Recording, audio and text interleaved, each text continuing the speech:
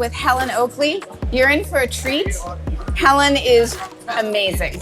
There's no way to say. She's done so much incredible work. She is truly a leading voice for AI security, and she is currently the Director of Secure Software Supply Chains and Secure Development for SAP. Do you usually use that full title when you tell people, or do you shorten it to? No, I shorten it as Director of Secure Development. Got it. Yeah. Okay. And I'm inspired by you, role model in AI security as well. Oh, thank you. Oh, that's nice. Helen has been named one of the top 10 Canadian women in cybersecurity. She co-founded Leading Cyber Ladies, a global network dedicated to empowering women in cyber, and she advises emerging startups and is a respected speaker. You just had a great talk at SANS, right? That made a lot of waves on agentic AI security, right? Yeah, a new thing. Yeah, a new thing. Yeah. So we're very, very lucky to have Helen with us. And with that, let's start with some basics, if that's okay. Yeah. Okay. You do a lot of work in AI bill of materials. You had a workshop here at the RSA conference this week. What is an AI bill of materials?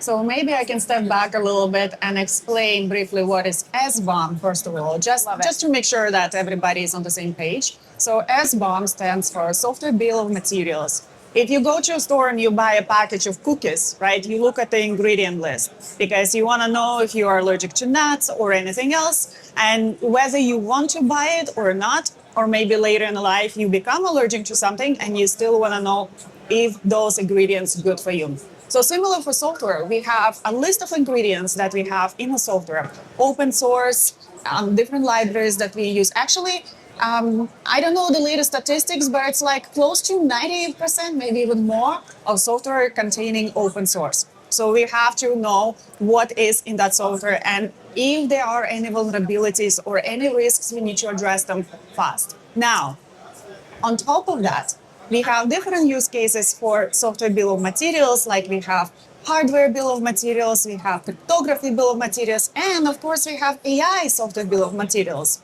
So we refer to that as AI-BOM or AI-SBOM, where we also collect information about our models, information about training, about data sets, and even up to energy consumption.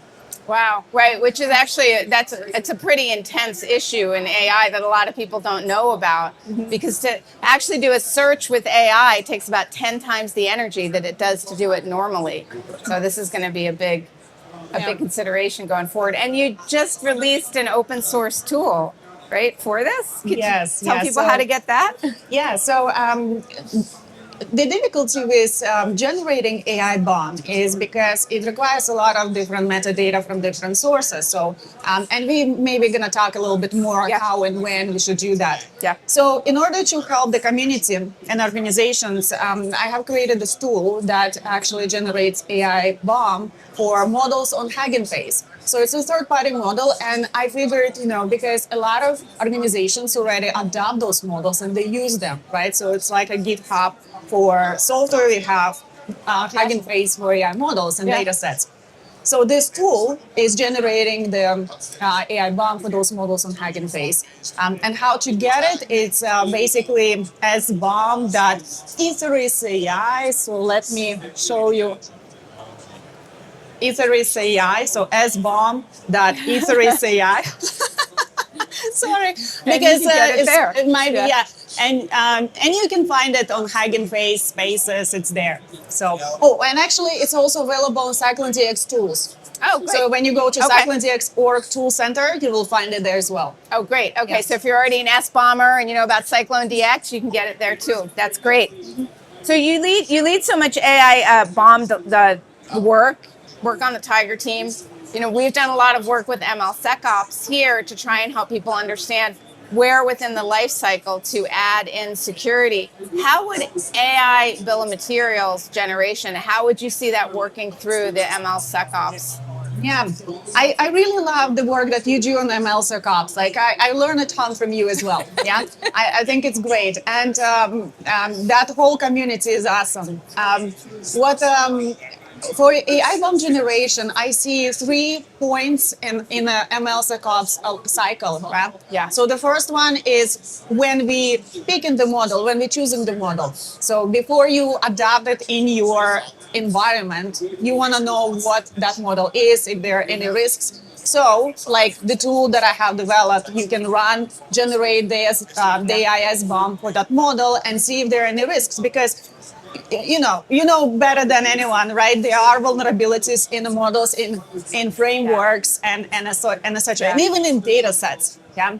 So that's the first one. The second one is after the training. So if you do your own model development or you fine tuning, then you want to create also a snapshot of AI-BOM after you've done that kind of information. Yeah. And the third one is what we call continuous BOM. So during the runtime, the models also change and they adapt, right? So we need to continuously generate AI-BOMs for those models, because I call AI-BOM an enabler for compliance and transparency. So it provides the information continuously. Yeah, no, that makes a lot of sense. So security often it's an afterthought, and certainly working it into the development lifecycle can be hard. How do you, as a leader in secure software development, how do you help and advise and guide people on building security into the development lifecycle, AI and otherwise? It's a tough one, and it starts with the changing mindset. Yeah, so for example, good programs of champions, security champions that embedded in the teams, those enthusiasts who really believe in security and want to continuously remind developers and the rest of the team that it's important. Yeah. So from my perspective, it all comes to education. And especially with the new technologies, it's evolving at such accelerated rate, like I can't believe it. You know, what's been a couple months ago, like it's completely different world now. Yes. So it's very important to find methods, find processes to stay on top, be innovative how you educate your employees and your teams, right? Run through sessions. There's so much material. Of course, you can also get lost in all this material, so it's good to have some kind of focus. What do you want to talk about? What do you want to educate your teams? But I think the education is one of the main topics that you need to cover. I agree. And one thing I always found useful is just quoting Barry Bohm. You know, it's like we know when we go back earlier to fix something, to fix a problem early is always cheaper than to fix it late. So, sometimes that works, sometimes additional education. So looking at ML-SecOps and the AI development lifecycle, and we can put security in the different phases. We can do it in the data prep. Did we get the right data? Have we put the right protections on it? Who's using the data? How are they training the model? What do you see in the AI development lifecycle? Where do you see it's sort of the most challenging to get organizations to bring security in? And what would you advise them to do to focus on to make sure they're getting the right security? Well, the one of the challenges is also making sure that your data sets are secure. So we kind of want to shift left more in AI as well, that we establish security around that cycle. Because we also can have data poisoning risk if we consuming those data sets from somewhere. There could be also models that are generating data sets for us, right? Synthetic data sets. Yeah. And if model is poisoned, then your data set will be poisoned. So it's kind of like a supply chain attack, over and over. So I think it's very important to tackle that during training if organization is doing some training of a model. However, because a lot of organizations adopt models already as is and they don't really do the training, then the next important part, and I think it's very challenging, is to have logging and monitoring of the model changes, how it performs over time. Yeah. Is it challenging? Do you find to get those changes? How do you track them? How are you logging the try? How do you store and make sure that you're on top of those key changes? Yes, you definitely need tools that will help you with that, right? Yeah. But also on top of LLMs, consider agentic AI that comes even a layer on top with its own autonomy on top of models, right? So just adds and more layers of risks. So Yeah. we need to make sure that we have behavior monitoring to see those changes over time. Yeah. There's been a lot of discussion around red teaming of AI and, red teaming the model before it goes out. But red teaming isn't the only way to test the security boundaries in AI. And especially with this additional research you've been doing now in traditional AI, in traditional Gen AI, but now emergent agentic AI. What do you think we should do to really augment what we're doing in red team to make sure we're securing the AI boundary properly?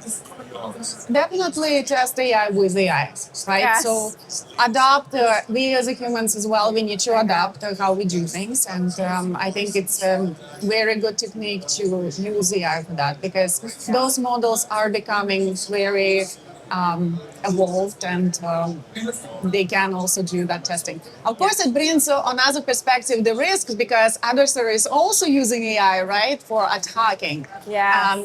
And because of such an accelerated pace, humans will not be able to keep up. So you definitely need to use technology to test the technology. I know every time I say to people, we need to test AI with AI, I get a whole lot of like, wait, what? Like, are we in the Drosty effect? But it's true. I mean, you just cannot use an expert system. You can't use rules-based to test AI. So, all right. Thank you. This has been a great conversation. I was wondering if you could maybe leave us with one last bit of advice, which I think you're really uniquely qualified to answer, which is about helping leadership, right? Secure by design. One of the things in the CISA pledge is that you need to have leadership on board. And in security, we need to have development on board with us so they understand why.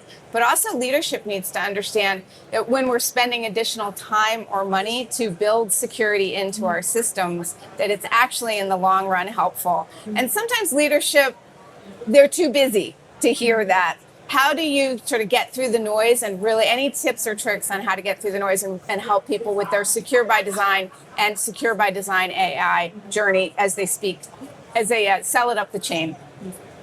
I think it's important. I say it's same as before AI, right? And traditional software. You need to build in your security into business objectives. And I always like to put how security benefits your business, right? So often it's after a thought like add-on or something like that. But actually they will not be business if you don't have security. And this is something that everybody needs to realize. And I think we have pretty good realization across leadership generally in the industry, that there is something that needs to be done, maybe not in depth, but if you continuously link those security requirements into the business objective, then it will be easier for top leadership also to understand.